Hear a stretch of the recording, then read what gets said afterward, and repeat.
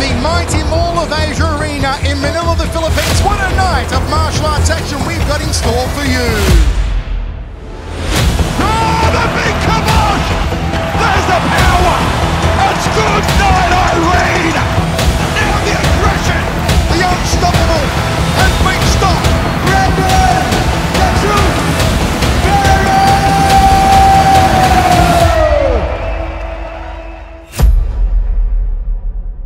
But whilst Brandon Vera was becoming the one heavyweight champion, a tragic event unfolded that etched its own place in MMA history. A bout earlier on the card had to be cancelled due to complications arising from a weight cut. We got to talk right off the top here about Yang Jinbing, the 21-year-old fighter who's scheduled to compete on December 11th's One Championship card.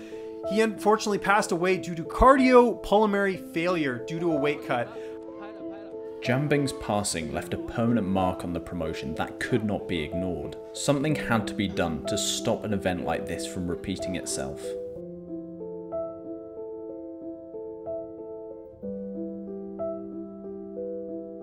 It's very sad, and the thing for me is how many more? Yeah. You know, how many more people have to, you know, pass away for the community to actually really take action? And do you think it's a lack of education? I mean, it just seems like, you know, it's kind of the wild, wild west in weight cutting because there isn't really a set standard. Like, you don't see a promotion going out there and giving any sort of, you know, helpful advice as far as weight cutting. Thankfully, that changed.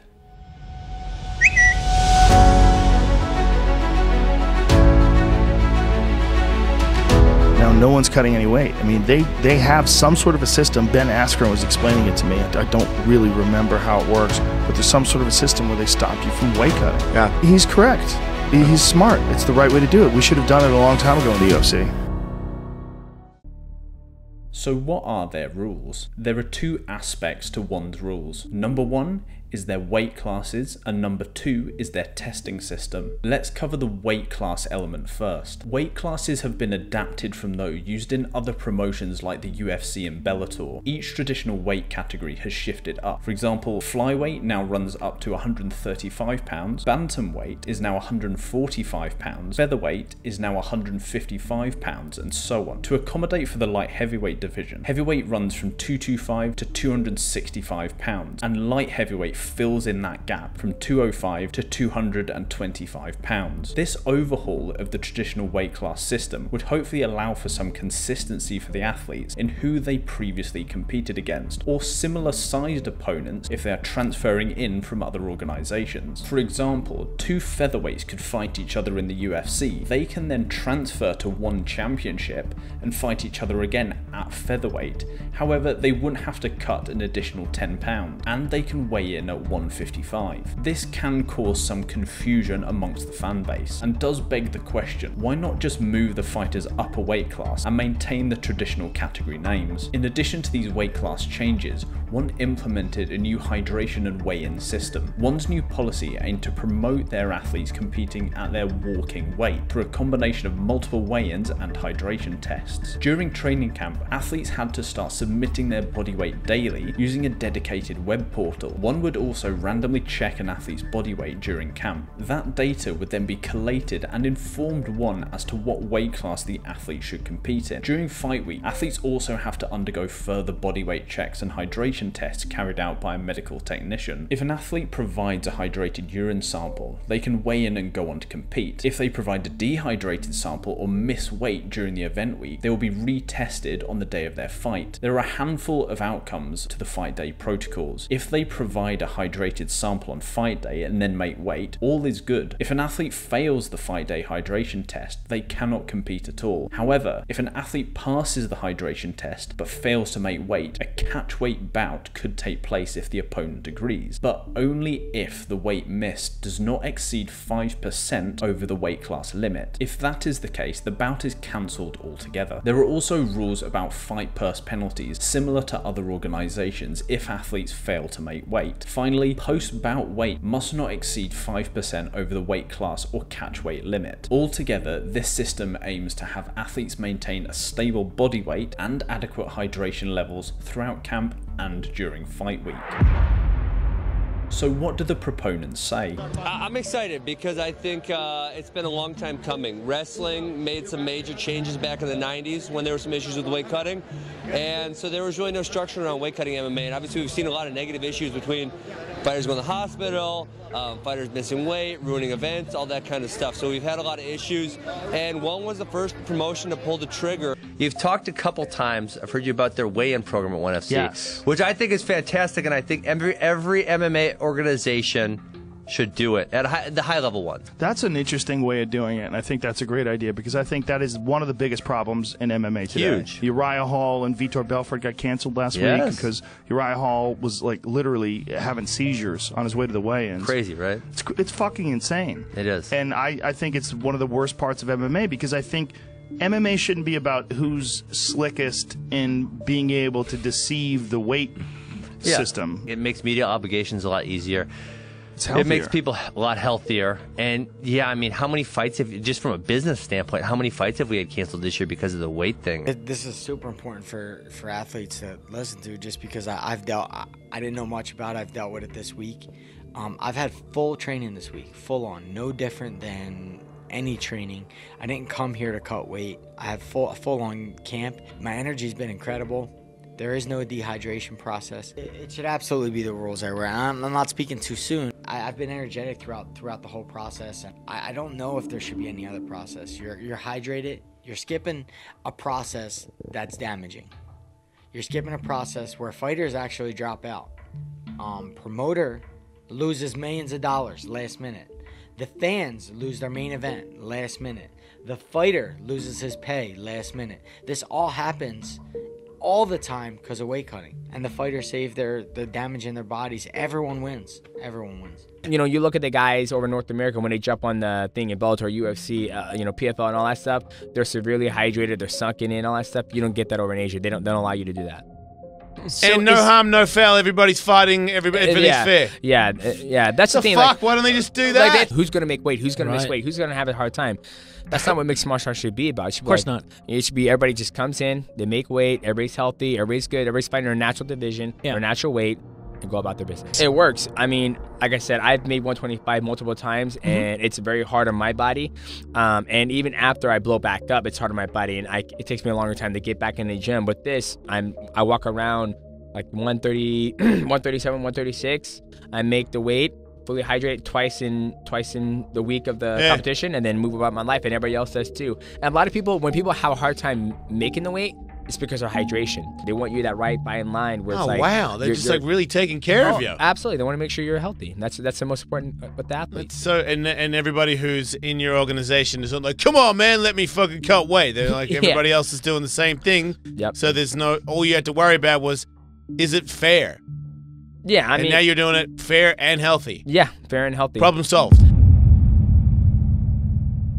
Generally, there's a positive view of anything to alleviate the stress of weight cutting. The negative effects of weight cutting and severe dehydration have not been limited to events preceding One Spirit of Champions. MMA has an infamous history and an ingrained weight cutting culture. All fans of the sport have no doubt seen the effects that a poorly managed weight cut can have. From an outside perspective, their system seems to be quite positive. Certainly those fighters transferring into one from other organizations seem to look upon their protocols quite favorably, but there are critics of One Championship's protocols. One of the initial questions surrounds their hydration testing. How accurate is the method that they are using? Urine markers of hydration are reasonably cheap and practical. Whilst it is common to see urine tests being carried out across many professional sports, they potentially aren't as valid as they may initially seem. Most measures of hydration status are indicators of total body water content, but they may not accurately reflect real-time hydration status. One Championship uses urine-specific gravity, or USG, as their chosen measure of hydration status. Although there has historically been some reasonable correlations between USG and hydration status, it can be problematic despite its practicality and widespread use in sport. Urine-specific gravity measures the density of urine compared to distilled water. The more waste materials like electrolytes and urea that are present in the urine, the higher the scores on a USG test will be. Urine-specific gravity can be quite a sensitive measure. For example, a high-protein diet can increase nitrogen excretion in the urine, which can increase specific gravity, leading to a potential false positive and categorizing athletes as dehydrated when they might not be. On the other hand, restricting protein intake could lead to reduced specific gravity and inaccurately categorizing someone as hydrated. There are also additional drug interactions that can falsely reduce urine-specific gravity, such as lithium. If we look at the applied use of urine-specific gravity, there are also further issues. When compared with more robust measures of hydration status, such as plasma osmolality, urine-specific gravity commonly misclassifies athletes. Athletes with high muscle mass may naturally provide higher specific gravity readings due to increased protein turnover in the body. There is also some evidence that there may be renal adaptations in athletes who regularly cut weight, so their bodies may eliminate or withhold fluid differently to other athletes, which could render the cutoff points for hydration status completely useless. One implements a specific cutoff value of 1.025 to categorize hydration status. Greater than 1.025 equals dehydrated, and less than 1.025 means you are hydrated. But where does that value come from? Dr. Oliver Barley, a prominent academic in the field of hydration, certainly seems quite skeptical. But I'm not convinced that it's accurate, and I'm not convinced that. Oh, and the other point, the obvious one, is the cutoff limit. I don't know where the 1.02 came from, and I literally just wrote what is the most up-to-date review of the hydration testing methods, and I don't know where that came from. This is not the only source of skepticism when it comes to this test. A review published in 2018 in the European Journal of Sports Science outlined many of the current issues with using urine-specific gravity in combat sports athletes. They stated that this method has many confounding factors for combat sports athletes, so there needs to be a huge amount more research into this population before it's classed as a valid and reliable method for use in combat sports. Another of the primary criticisms was the lack of transparency about their weigh-in procedure. Now, hydration testing and some of the other methods that are ostensibly used by one championship often get bandied about as the weight cutting panacea, as the solution that has already arrived. I see this all the time, to which I reply, how do you know? How do you know that's true? And the reason why I ask that is actually pretty simple, because I know you don't. Folks, understand something. Here's a little test. Their event this week, I believe, is called Reign of Kings. Find me the weigh-in results for that. I'll wait. In fact, I don't need to. You can't. They don't release them to the public. They don't release them to the press. I'm not even sure that they release them to their opponent. Do you get to see what Timofey will his hydration test looks like? Do you get to see what his weight looks like? Is there like an open process where you can kind of see what the opponent is doing too, just so you know that there's no kind of funny business going on? I would hope so. There's no information about it at all. None. Zero. Not for that event or any other event. From 2016 through to 2019, there was no publicized data on what fighters weighed in at or any of the outcomes of their hydration test. If there is no data available, how do we know if it's effective? 2019 was an important year for one, as they started streaming their weigh-in and hydration tests and publicizing some of the data. So was the initial skepticism valid? Well, let's take a step back and look at the bigger picture. How do we tell if these regulations are successful? There are a few outcomes that we can look at. The first category is behavioral outcomes, namely, are the fighters still engaging in weight cutting behaviors like dehydration and dietary manipulation? As you can imagine, this can be really difficult to measure. The only way we could quantify these behaviors are if the athletes themselves are reporting them, or if one are monitoring behaviors during fight week and publicizing them. So we're not going to focus on this type of data for that very reason. The second category is objective data that is related to weight cutting. One of the aims of one's rules are that athletes are hydrated and on weight for their fights, so we should be looking at hydration levels and body weight. However, there's an issue with this type of data too. As some critics rightly point out, before 2019 there was no data available, so we have an incomplete data set. Therefore, the only real consistent pieces of objective data that we can look at since one implemented their rules are based in athletes missing weight, and either cancelled bouts due to missing weight or failed hydration tests, or 2 catch weight bouts due to missing weight. Why focus on these two areas? Well, they do provide some indication on whether or not one's fighters are competing at their walking weight like the organisation states. If the athletes are competing at their walking weight, they wouldn't need to cut any weight, and therefore wouldn't miss weight or be dehydrated going into a fight. It's by no means a perfect data set, but it's all we have and can provide some insights into what's going on at one. I found all the available data and examined it to see what story it told. For disclosure, there isn't a singular data source available on one's website, so I had to look at all the data on historical events on third-party websites and coverage in the press. Also, ONE FC events will have multiple rule sets on the same card, from MMA to kickboxing, Muay Thai and grappling, but the weigh-in system remains constant between all of them, so I've pulled that data together. Based on ONE starting to publicize their data in 2019, we now have 2 distinct periods of time to examine,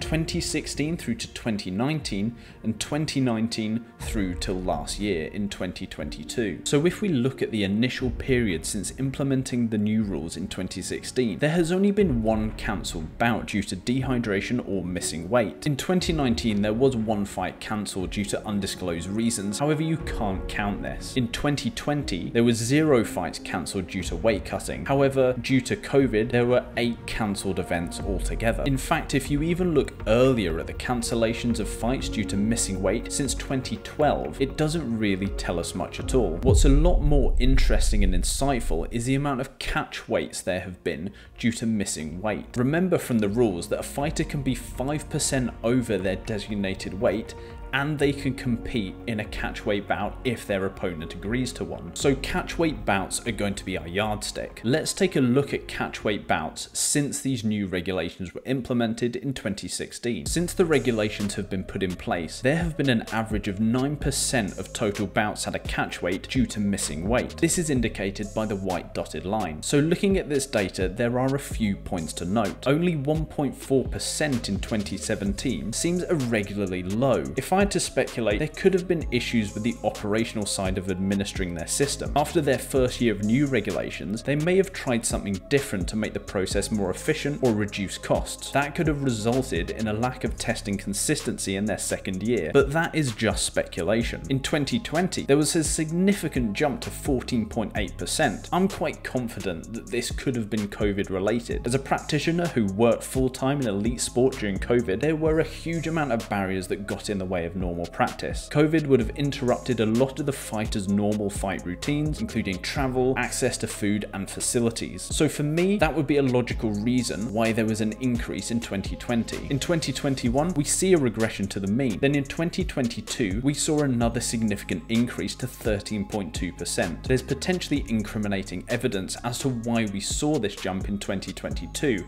However, I'm going to get to that in a minute. First, let's compare this set of data to the set of data before the regulations were implemented. Pre-regulation change from 2012 through to 2015, you can generally see that the catch weight bout numbers are lower. If you put a trend line on this graph, we can see that there are an increasing number of catch weight bouts. So what does this insinuate about one's weight regulations? One wanted their athletes to fight at a normal walking weight. If that was the case, we wouldn't be seeing any weight misses at all, let alone an increasing number since implementing their weight regulations. So from this perspective, it doesn't look promising. So how do these numbers look when compared to another organization that doesn't hydration test their athletes? How do those numbers compare with the UFC? Let's take a look at the catch weight bouts in ONE from August 2022 to the end of the year. We're looking at this period of time for a very specific reason that I'll cover in a minute. In this period of time, ONE had 1 cancelled fight and 23 catch weight bouts due to missing weight. If we compare that to the UFC over the same period of August August to the end of December last year, the UFC had 164 bouts, 3.6% were cancelled, and 11.5% were catchweight bouts due to missing weight. The cancelled bouts are significantly higher than one, so a takeaway could be that one system may be beneficial, as there are not as many cancelled fights. However, if we look at the total weight misses, more fighters miss weight in one system. It's just that they were categorized as catchweight bouts. You could argue that more weight misses is a positive step,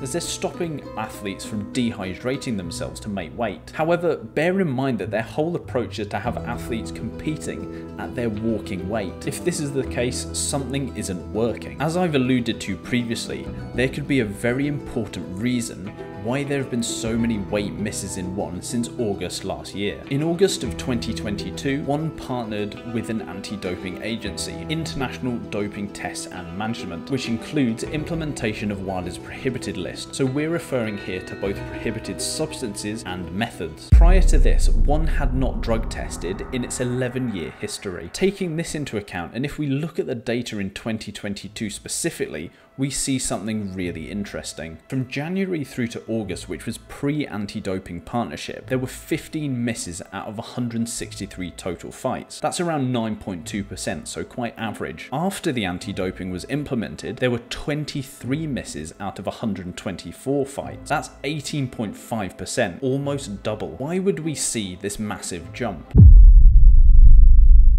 Listen, if you can figure out how to cheat that, I can't figure out how someone could possibly cheat that test. Because when they first instituted it, I said, well, how is someone going to cheat on this? Or how could someone cheat? You know, when it's like, they watch you piss, you know, you can't have like a Whiznator on or anything. Right. So I don't know how you would cheat. I don't think you can. I don't think you can. I don't think you can. There are a number of strategies that fighters could have implemented to mislead the hydration tests, notably diuretics and IV use. It is 100% possible, and I'd argue quite likely, that pre-partnership athletes could have been using diuretics to make weight without compromising USG. Prior to August of last year, you could easily cheat the system, but ONE now has policies in place where IVs and diuretics are mostly banned from use in competition, unless an athlete has a therapeutic use exemption or TUE. So has this cleaned up any potential cheating? Not necessarily, which is potentially why we see ONE FC fighters still using weight cutting techniques. So how can you cheat the hydration test now? The body is always trying to find a state of homeostasis or balance. This can be in relation to many internal factors such as body temperature, blood sugar, blood pressure, and notably in this circumstance, fluid balance. Taking this into account, athletes could use the following strategy. As someone dehydrates themselves, you lose fluids and electrolytes. However, you lose more fluids than you do electrolytes. Your body detects this imbalance and then tries to hold on to fluid by reducing urine output. If you drink demineralized or distilled water, you are replacing the fluids but not replacing electrolytes. So your kidneys would start filtering a lot more and producing more dilute urine. Therefore, your urine-specific gravity test would be dilute and you would show up as being hydrated. So theoretically, you could just lose a little bit of extra weight and rehydrate with a bit of distilled water and still show up as hydrated on a urine specific gravity test. However, this gets into a potentially really dangerous situation where you're significantly manipulating electrolyte balance in the body. Electrolyte imbalances such as hyponatremia can result in critical health issues such as seizures, comas, and death. Although rare, it has claimed the life of athletes in the past. One of the smarter steps they have implemented to counter significant cheating is the use of post-bout weigh-ins. After the fight, an athlete must not weigh more than 5% over their designated fight weight, meaning that athletes can't just dehydrate themselves, pass the hydration test, then fully rehydrate and put back on excess weight to fight after weighing in. However, there's still room to put weight on within that 5%. For example, a 155er could weigh 163 pounds on fight night, and there would be no issues with that. In fact, research has shown that without any hydration testing, MMA fighters naturally regain around 4.4% of their body weight after weighing in. So where does this 5% number come from? If ONE Championship rules do what they propose they do, which is to eliminate weight cutting, fighters wouldn't gain any weight after weighing in. There's also the factor of fluid loss during the fight itself. It wouldn't be out of the question for an MMA fighter to lose 2% of their body weight during the course of a fight, from sweat only, let alone allowing any additional blood loss, so fighters could easily weigh more than 5% over the limit as they step into the cage and weigh less once the bout is over. Either way, there are so many potential confounding factors when it comes to post-bout weigh-in that this factor almost becomes irrelevant. Most notably, I've not found anywhere any results of the post-bout weigh-ins or any information about when or where these weigh-ins take place. For all we know, one championship fighters don't get weighed after the bout, and it's simply a performative statement on their website. So we now come back to a similar issue of transparency. How do you know? How do you know that's true? There's no information about it at all. So, as some proponents want, should this system be implemented across MMA? Which I think is fantastic, and I think every MMA organization should do it at the high level one. We should have done it a long time ago in the UFC. When I first started researching this topic, I thought there are going to be some flaws in one system. However, it may be better than nothing. Now, I'm not sure that's the case. With the confounding factors surrounding the testing methods, relative ease of being able to game the system, and the subsequent dangers around manipulating electrolyte balance, it poses its own very real set of risks. Whilst one might have had its heart in the right place when it came to the inception of these rules, this is not the fix that MMA has been asking for. Plus, when comparing the data from one to an organisation like the UFC who don't have a weight cutting policy, the outcomes aren't dissimilar. An adaptation on one's rules might be beneficial. I have my own thoughts on how to do it, but that will be for another day. From what I've presented in this video, I'm sure you'll be aware of the amount of work that's gone into it. If you've found this video useful or interesting, I'd really appreciate your subscription, and in turn I'll bring you more videos like this. So what do you think? Is one championship system beneficial for MMA, or could it potentially do more harm than good? Let me know in the comments section down below, and I'll see you in the next one.